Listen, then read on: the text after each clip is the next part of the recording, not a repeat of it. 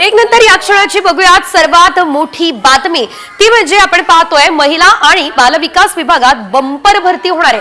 महाराष्ट्र शासनाने 70,000 पदांची भरती करण्याचा निर्णय सुद्धा घेतलेला आहे। एकंदरीत महिला आणि बालविकास विभागात 18,882 पदं भरली जाणार आहे। 5,639 अंगणवाडी सेविका आणि 13,243 अंगणवाडी मदतनीस अशा एकूण 18,882 पदांची भरती करण्यात येणार आहे। उद्यापासून 2 मार्च दरम्यान मुख्य सेविका पदासाठी सरळ सेवेच्या माध्यमातून भरती प्रक्रिया राबवण्यात येते। त्यामुळे गावातच नोकरी मिळण्यासाठी अर्ज देखील तुम्ही करू शकणार।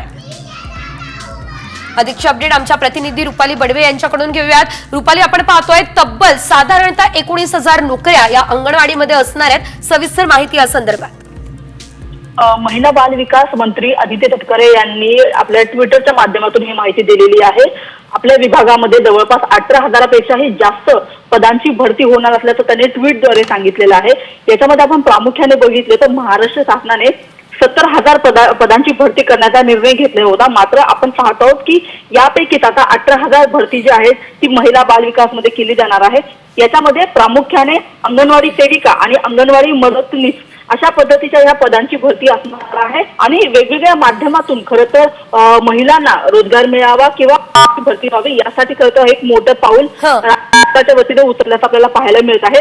14 फेब्रुवारी पासून 2 मार्च पर्यंत खरं तर मुख्य सेविका पदासाठी सुद्धा सरळ सेवेची भरती केली जाणार आहे। आणि या सगळ्या माध्यमातून आपण पाहत आहोत की राज्य महिला आयोग असेल, महिला आर्थिक विकास महामंडळ असेल, बाल कल्याण समिती असेल, बाल न्याय मंडळ असेल, याच्यामध्ये वेगवेगळ्या जी पदं आहेत जी अनेक वर्षापासून रिक्त आहेत।